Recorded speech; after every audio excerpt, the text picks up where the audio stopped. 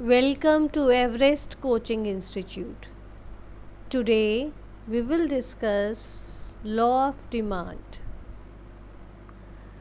Now in this video, first of all I would like to tell you what all we will discuss in this chapter.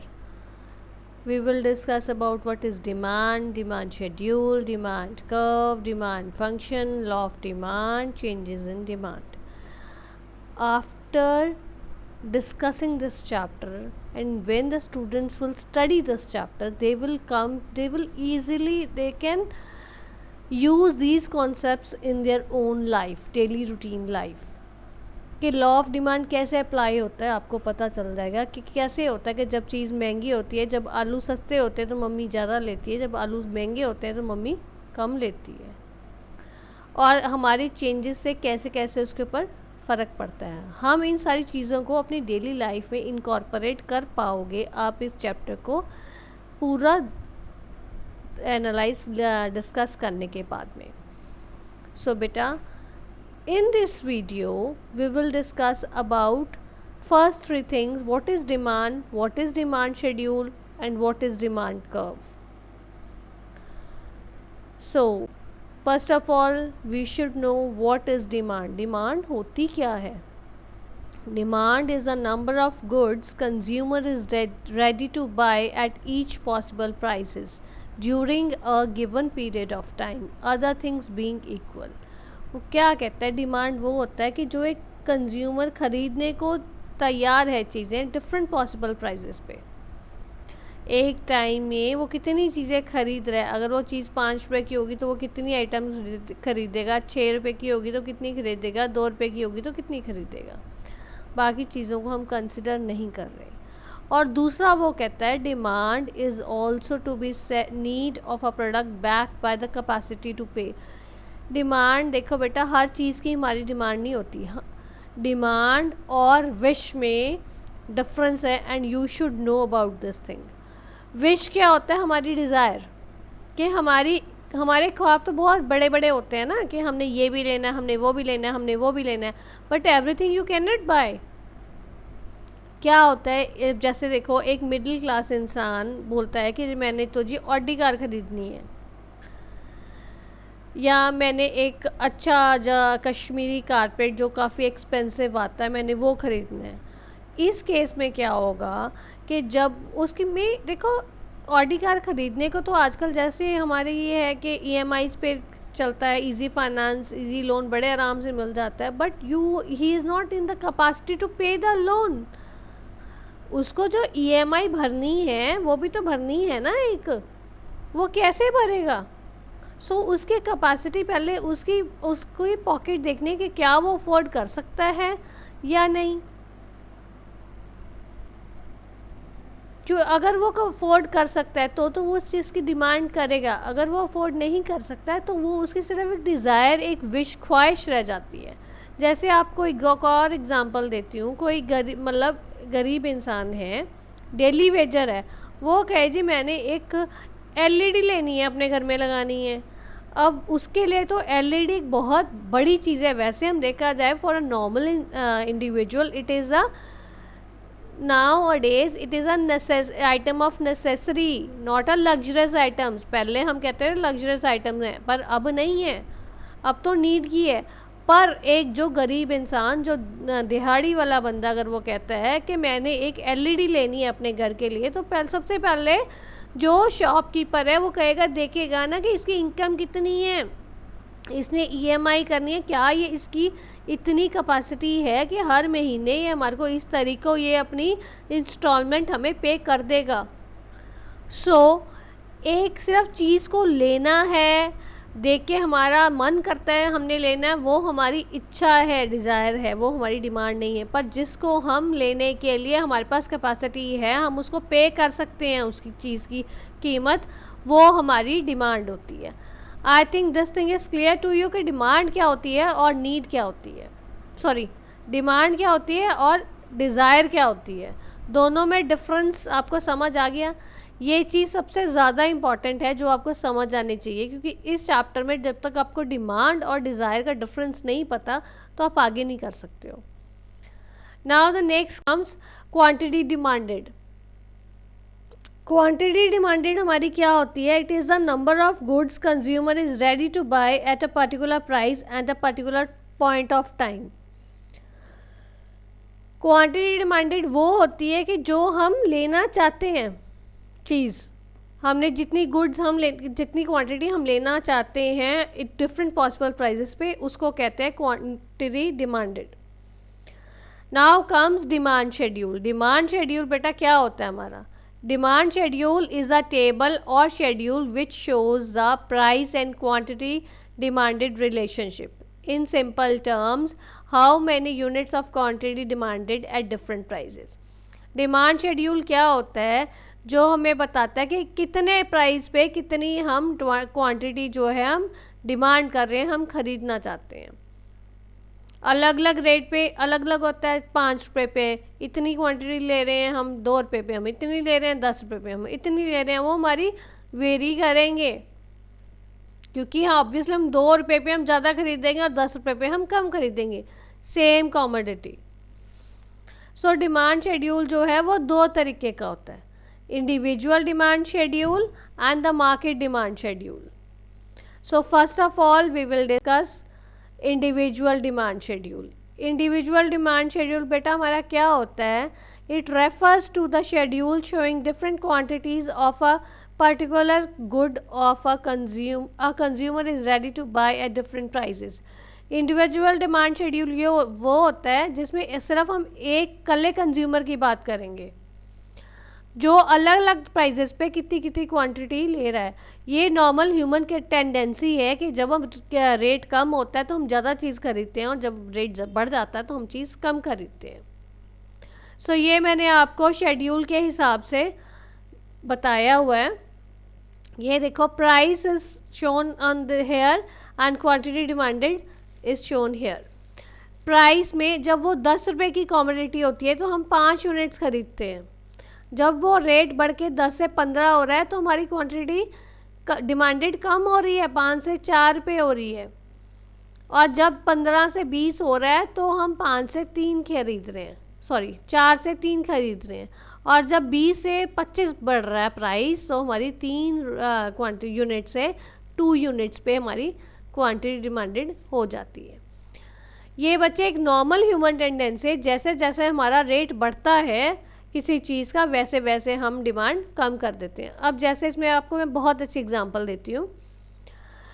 In year 2019 India में onions के price बहुत ज़्यादा बढ़ गए थे।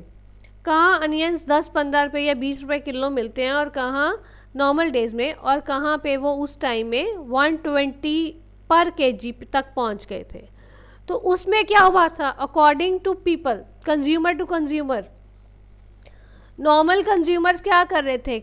जब rate उसके बढ़ने शुरू हुए तो उनकी क्वांटिटी कंजम्पशन कम होने लगी।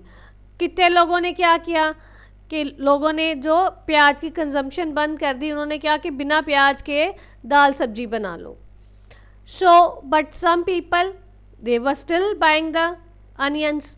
तो जैसे जैसे पर हमारा रेट बढ़ा वैसे वैसे अगर आप मार्केट में देखो, इंडिविजुअल कंज्यूमर की आप अपने घर में देखो तो आपकी कंजम्पशन जो है, आपकी मम्मा जो है वो प्याज कम यूज़ करना शुरू कर दिया था, क्योंकि ओवरऑल बजट जो है उनका हिल जाता है, सारा डिस्टर्ब हो जाता है।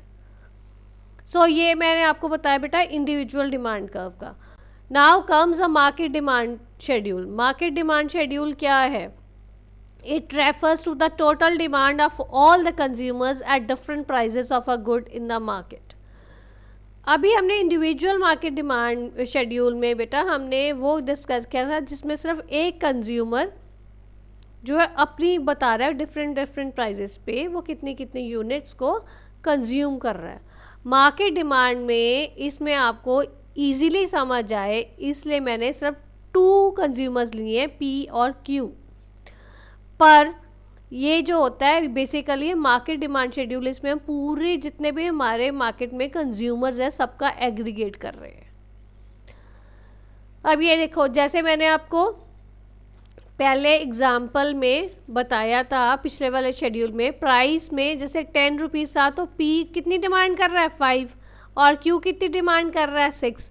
इसमें हम डिस्कस कर रहे हैं मार्केट डिमांड शेड्यूल। तो मार्केट में क्या होता है, दोनों की कंबाइंड 5 + 6 कितनी होगी 11। मतलब जब कीमत 10 रुपये होगी तो पूरी मार्केट में उस यूनिट का उस कॉमोडिटी की, उस प्रोडक्ट का जो डिमांड है वो कितनी होगी 11। हम इंडिविजुअल की बात नहीं कर रहे, इंडिविजुअल हम पिछले में डिस्कस कर चुके हैं। इसमें वो बता रहे हैं पहले एक की 5 है, दो की दूसरे की 6 है, तो दोनों की मिला के P + Q की 11 बन जाएगी। इन द सेम वे जब प्राइस बढ़ता है 10 से 15 में तो P डिमांड कर रहा है 4, Q डिमांड कर रहा है 5। मार्केट डिमांड कितनी होगी 4 + 5 9। देन कम्स जब वो प्राइस 15 से 20 पे गया, P डिमांड कर रहा है 3 और Q डिमांड कर रहा है 4, तो मार्केट डिमांड कितनी बनेगी बेटा हमारी 7। और जब हमारा प्राइस 20 से 25 पे गया तो P डिमांड कर रहा है हमारे 2 यूनिट्स और Q डिमांड कर रहा है हमारा 3 यूनिट्स। मार्केट डिमांड दोनों को प्लस करके बनेगी हमारी 5 यूनिट्स। सो ये बेसिकली मैंने आपको समझाने की कोशिश की है इसमें मार्केट डिमांड शेड्यूल होता क्या है। आई होप आपको दोनों चीज़ें समझ आ गई, इंडिविजुअल मार्केट शेड्यूल क्या होता है, मार्केट डिमांड शेड्यूल क्या होता है।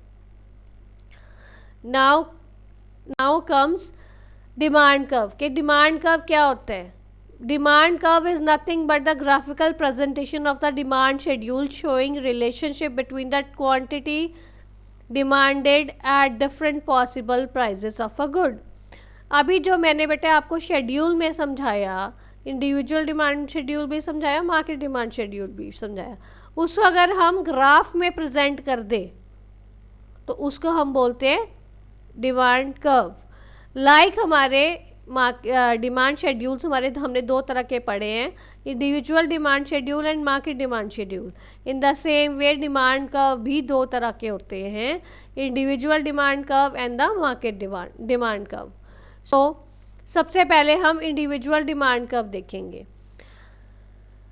इंडिविजुअल डिमांड कर्व में बेटा जैसे हमने पहले शेड्यूल बनाया था, प्राइस हमने शो की है वाई एक्सिस पे और डिमांड हमने शो की है एक्स एक्सिस पे। एक ही कॉमोडिटी की बात हो रही है, इसमें आपने अलग अलग कॉमोडिटीज़ नहीं लेनी, ये मैं आपको पहले बता चुकी हूँ। अब ये देखो ये ग्राफ क्या कहता है, जब 5 रुपये कीमत थी तो हम सिर्फ 5 यूनिट्स ही मांग रहे थे, डिमांड कर रहे था एक इंडिविजुअल कंज्यूमर। जब कीमत 5 से 4 पे कम हुई तो उस कंज्यूमर ने अपनी डिमांड कितनी बढ़ा दी, 5 से 10, कीमत कम हुई डिमांड बढ़ी। जब 3 रुपये हुई तो डिमांड कितनी कर दी उसने 15 यूनिट्स, जब 2 हुई तो डिमांड उसने कर दी 20 यूनिट्स। इन सारे पॉइंट्स को जब हम ज्वाइन करेंगे तो जो हमारा एक कर्व बनेगा वो डिमांड कर्व बनेगा। This is your individual demand curve. Now comes market demand curve. जैसे बेटा हमने इंडिविजुअल डिमांड कर्व बनाया है वैसे ही हमारा मार्केट डिमांड कर्व बनेगा। इंडिविजुअल डिमांड कर्व में इसमें देखो मैंने बेटा एक आपको पहले में जॉन्स डिमांड, दूसरे में एडवर्ड्स डिमांड और तीसरे में मार्केट डिमांड। जैसे अब शेड्यूल में मैंने आपको PQ में कराया था वैसे इसमें हो रहा है। ये देखो जब 20 ये प्राइस हमारा बुक्स का वाई एक्सिस पे है और हमारी जो बुक्स की डिमांड को यूनिट्स डिमांडेड वो क्वांटिटी डिमांडेड हमारी एक्स एक्सिस पे है। वो कहता है कि जब 20 रुपये कीमत थी, price of a book was ₹20, तो उसकी डिमांड कितनी थी 3 यूनिट्स की जॉन ने की थी। एडवर्ड ने कितनी की 20 पे 1 यूनिट की।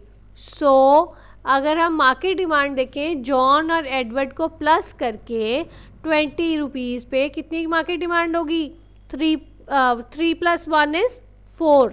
यहाँ पे बेटा 3 थी और यहाँ पे हमारी 1 थी, 3 + 1 ये मार्केट डिमांड 4 आ गई। ठीक है, जैसे हमने डिमांड शेड्यूल बनाया था, मार्केट डिमांड शेड्यूल बनाया था, उसको अगर आप ग्राफिकली प्रेजेंट कर दो वो आपकी मार्केट डिमांड कर्व है। अगर आपको ऐसा कुछ भी क्वेश्चन आ जाता है मार्केट डिमांड कर्व या इंडिविजुअल डिमांड कर्व के ऊपर, तो आप रीथ्री में ऐसा क्वेश्चन आ रहा है तो आपको उसमें टेबल बनाना पड़ेगा एंड देन ग्राफ। पहले आप थोड़ा सा इन राइटिंग दोगे कि होता क्या है, डिमांड क्या होती है, डिमांड कर्व क्या होती है, उसको टू टाइप्स की होती है, individual and market demand curve, and then आप उसको थोड़ा सा लिखोगे उसके बारे में एक एक दो दो लाइनों में, देन आप टेबल बनाओगे, शेड्यूल जो हमने बनाया था दोनों का अलग अलग, और फिर हम उसमें कर्व्स बनाएंगे। ऐसे आप इस आंसर को अटेम्प्ट करोगे। Now comes demand function. Demand function क्या होता है? डिमांड फंक्शन हमारा बेसिकली एक्सप्रेस करता है, it expresses the relationship between demand for a commodity and its various determinants. Means demand function क्या होता है, वो किसी भी चीज़ में एक रिलेशन बताता है, एक क्वांटिटी को हम कैसे डिमांड करेंगे उसके कितने सारे चीज़ों के ऊपर वो निर्भर करती है। आप देखो, जैसे बेटा आपने कोई चीज़ खरीदनी है, अब आप बोलो जी आपने पेंसिल खरीदनी है। पेंसिल बच्चे जब स्कूल जाते हैं तो वो कितनी सारी चीज़ें देखते हैं, उसमें कलर, उसका टेक्सचर, उसका ब्रांड, फिर उसकी जो है आपकी उसकी वैराइटीज़, उसका प्राइस, आपके फ्रेंड्स के पास कैसी हैं कैसी नहीं, फिर आपका कैसा टेस्ट है, सारी चीज़ों के ऊपर डिपेंड करके फिर आप एक पेंसिल खरीदते हो। ऐसे ही होता ना, जब आप मार्केट जाते हो ऐसे ही खरीदते हो, अपनी शॉपिंग करते हो। अगर आपने अपनी कोई ड्रेस खरीदनी है तब भी आप ऐसे ही खरीदते हो। आजकल भाई ये इन है, हम कहते हैं ये फैशन में है तो ये लेनी है चीज़, ये फैशन में नहीं है तो ये नहीं लेनी है। ऐसे ही डिमांड फंक्शन जो है इन सारी चीज़ों के ऊपर डिपेंड करता है। ये मैं आपको एक्सप्लेन करूँगी। डिमांड फंक्शन जैसे अभी तक बेटा हमने सब कुछ इंडिविजुअल डिमांड और मार्केट डिमांड में डिस्कस किया है, ऐसे ही हमारा डिमांड फंक्शन भी इंडिविजुअल डिमांड फंक्शन और मार्केट डिमांड फंक्शन में क्लासिफाई हो जाता है। तो सबसे पहले हम करेंगे individual demand function. Individual demand function क्या होता है? Individual demand function expresses how demand for a commodity by an individual consumer in the market is related to its various determinants. एक इंडिविजुअल कंज्यूमर जो है बहुत सारी चीज़ों से इंस्पायर होके चीज़ खरीदता है। अब जैसे मैंने आपको ये भी एग्जांपल दी थी ना, आप अपनी पेंसिल खरीदते हो या अपने लिए कोई अपनी ड्रेस खरीदने जा रहे हो तो कितनी सारी चीज़ें आपके दिमाग में होती हैं, फिर आप लेते हो। इन द सेम वे ऐसे ही नॉर्मल एक कंज्यूमर के साथ यही होता है कि जितने various determinants of individual demand function are price of a product, price of related goods, income of the consumer, taste and preference of the consumer and expectations. So इन चीज़ों में बच्चे हमने ये चीज़ें सारी डिस्कस करनी है। तो पहला आता है प्राइस ऑफ द प्रोडक्ट। अगर प्राइस उसका ज़्यादा होगा प्रोडक्ट का तो आप चीज़ जो है हम कम खरीदेंगे, हाँ ना। हम कहते हैं ना ये चीज़ महंगी है, नहीं नहीं ये तो महंगा दे रहा है, ये दुकानदार तो महंगा दे रहा है, ये चीज़ महंगी है, दूसरी चीज़ सस्ती है, हम सस्ती चीज़ लेते हैं। और अगर उसका रेट कम है तो हम ज़्यादा लेते हैं। Next comes price of related goods. Price of related goods क्या होता है? Substitute goods and complementary goods. अब सब्स्टिट्यूट गुड्स क्या होती हैं और कॉम्प्लीमेंट्री गुड्स क्या होती हैं, सबसे पहले आपको पता होना चाहिए। सब्स्टिट्यूट गुड्स वो होती हैं जो एक दूसरे की जगह ले सकते हैं। For example T and coffee, Coke and Pepsi, ये चीज़ें हैं। मतलब अगर आपको कोक नहीं मिल रहा तो आप पेप्सी भी पी लेते हो ना। आप कहते हो कि नहीं यार कोल्ड ड्रिंक ही पीना है, मिरिंडा नहीं तो फैंटा सही, लिम्का नहीं तो ड्यू सही, कोक नहीं तो पेप्सी सही, हम ऐसे ही कहते हैं ना। या आपको हम वो इसमें वो होते हैं सब्स्टिट्यूट गुड्स जो एक की जगह दूसरी ले सकते हैं। टी एंड कॉफ़ी बहुत अच्छी एग्जांपल है कि जो लोगों को मतलब जैसे पेरेंट्स हैं आपके, वो कहते हैं चाय नहीं मिल रही तो कोई बात नहीं कॉफ़ी सही, कुछ गर्म चीज़ सही है। देन कम नेक्स्ट, उसके ऊपर बहुत डिपेंड करता है। अगर एक का रेट बढ़ता है तो दूसरे की सब्स्टिट्यूट है। अगर चाय का रेट बढ़ेगा मान लो तो आप कॉफ़ी के ऊपर आ जाओगे, अगर कॉफ़ी का रेट बढ़ता है तो आप चाय के ऊपर आ जाते हो। ऐसे ही सब्स्टिट्यूट गुड्स में अगर चाय का रेट कम हो जाता है तो हम चाय की कंजम्पशन ज़्यादा करेंगे, अगर कॉफ़ी का रेट कम हो जाता है तो हम कॉफ़ी की कंजम्पशन ज़्यादा करेंगे। कॉम्प्लीमेंट्री गुड्स वो होते हैं बच्चे जो एक दूसरे के साथ चलते हैं, जैसे bread and butter. Bread and butter बहुत अच्छे एग्जांपल है, क्योंकि ब्रेड नॉर्मली हम ब्रेड एंड बटर ही खाते हैं, या आप कह लो मोटर व्हीकल्स एंड फ्यूल। अगर आपकी मान लो फ्यूल के प्राइसेस बढ़ रहे हैं तो हम मोटर व्हीकल जो, ये नहीं कह रही हूँ मैं कि हम लेना बंद कर देंगे, बट हम उसकी यूटिलाइजेशन कम कर देंगे। फिर हम क्या करते हैं, हम पूलिंग पे आ जाते हैं, या हम कहते हैं पब्लिक ट्रांसपोर्ट ले लो आने जाने के लिए कि एटलीस्ट हमारा पैसा तो बच रहा है, उसमें हम उस चीज़ की यूजेज कम कर देते हैं। Next most important point is income of the consumer. एक कंज्यूमर की कितनी इनकम है, सबसे पहले तो वही देखी जाएगी ना कि वो चीज़ कितनी डिमांड करेगा उस चीज़ को। अगर आपकी इनकम ज़्यादा होगी तो आप डव शैम्पू यूज़ करोगे, डव मॉइस्चराइज़र यूज़ करोगे। अगर इनकम की कंज्यूमर की इनकम जो है वो कम है तो वो डव नहीं यूज़ करेगा, वो नॉर्मल कर लेगा कोई भी कि डव महंगा है। इन द सेम वे अगर आपकी इनकम ज़्यादा है तो आप डिटर्जेंट्स में देखो बेटा, डिटर्जेंट्स में आप जो है वो यूज़ करोगे एरियल, जो आपके एक्सपेंसिव आते हैं। और अगर आपका मान लो इनकम की कंज्यूमर मीडियम है तो वो यूज़ करेगा टाइड वगैरह, रिन, ये यूज़ कर लेगा। अगर उसकी कम है तो वो क्या कहेगा, वो बोलेगा Wheel, Nirma, these are good options. So depending upon the income of the consumer we buy the things. Then comes taste and preference. Taste and preference कई बार होता है कि हमारा टेस्ट ही उस चीज़ का होता है तो हम वो चीज़ ज़्यादा लेंगे, बाकी चीज़ों में हम अपनी कंजम्पशन जो है वो कम कर देंगे। और जब हमें पता है जी मैंने तो जी ब्रुक बॉन्ड चाय पीनी है, या मैंने ब्रू कैफ़े पीनी है, कॉफ़ी पीनी है, तो उस केस में क्या होगा, तो मैं वो चीज़ें तो मैंने अपनी आइटम अपनी लिस्ट में सबसे ऊपर रखनी है ना, क्योंकि मुझे वो पसंद है। तो और चीज़ों में अपना खर्चा मैं और चीज़ों की जो कंजम्पशन है वो कम कर दूँगी। It depends upon the from person to person, taste of the person to person. Next comes expectations. अब एक्सपेक्टेशंस क्या होती हैं, एक्सपेक्टेशंस इसमें आएंगी बेटा फ्यूचर में प्राइस कम होना है या ज़्यादा होना है। कई बार हमें पता होता है ना फ्यूचर में इस चीज़ का रेट बढ़ जाना है या कम हो जाना है। अगर हमें पता है कि फ्यूचर में जाके इस चीज़ का रेट बढ़ने वाला है तो पेरिशेबल चीज़ों को छोड़ के हम उन चीज़ों की जो है अपने पास पहले ही स्टॉक रख लेते हैं। अब नाउ फॉर एग्जांपल मैं आपको बड़ी अच्छी एग्जांपल देती हूँ।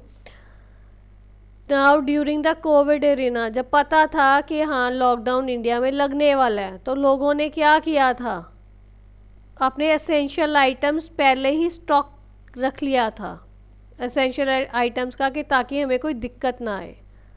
तो उसमें क्योंकि हमें पता था फिर हमारे को दिक्कत आ जाएगी, चीज़ मिले ना मिले, लॉकडाउन में पता नहीं बाहर जाने दें ना दें, तो ये चीज़ों की दिक्कत ना आए, इसलिए लोगों ने पहले ही, काफ़ी लोगों ने, तकरीबन लोगों ने पहले ही सामान ख़रीद के रखा था। और जब हमें पता है कोई ऐसी सिचुएशन नहीं है, नॉर्मल है, नॉर्मल डेज़ में हम नहीं ऐसा खरीदते, हम कहते कोई बात नहीं ले लेंगे। पर जब हमें पता है कि कुछ ऐसी क्राइसिस आने वाली है, रेट फ्लक्चुएट होने वाला है या कुछ ऐसी चीज़ होने वाली है, उस केस में हम पहले ही वो चीज़ ले लेते हैं। So this is about your individual demand curve. Now comes market demand function. Market demand function expresses how the demand for a commodity is related to its various determinants. Market में कैसे वो सबके साथ करेगी। जो हमने इंडिविजुअल डिमांड फंक्शंस किए हैं बेटा वो तो आने ही आने हैं मार्केट डिमांड फंक्शन में।